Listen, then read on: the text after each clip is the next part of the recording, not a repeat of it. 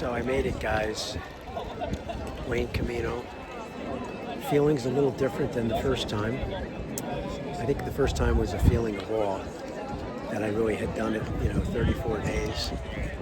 This is shorter, but a different feeling. I guess 3 quick things I wanted to share. I'll be writing more about it in the next couple of weeks as I return and reflect on the experience. I think the first thing I would say is I just have a lot of gratitude for my parents. I did this walk in honor of them. And as Mom and I often say, we miss our parents more than we ever did. We talk about them more than we ever did. I don't think that feeling of longing will ever cease.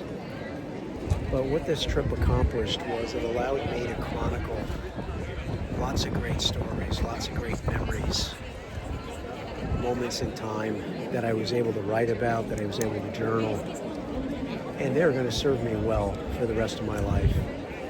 As a bereavement minister, one of the things we do is we encourage our fellow bereaved to write those stories, to write those memories, because what it does is it allows you to bring the best memories you have of your loved one forward with you until you too are taken by God into that next life. So I think that's going to serve me well. It's just really great moments I hadn't thought of in a long, long time, and I'll just keep building on that inventory.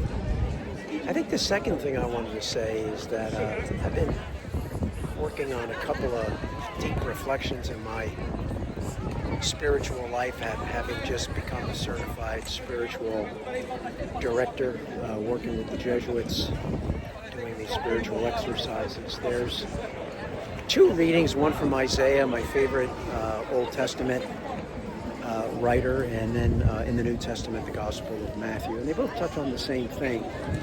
But the quote from Isaiah is really meaningful.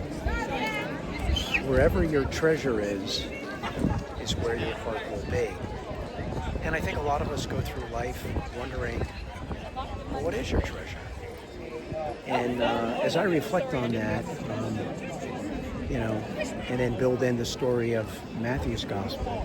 Matthew's Gospel, the story is a man is digging in his field. It could be a woman digging in his field.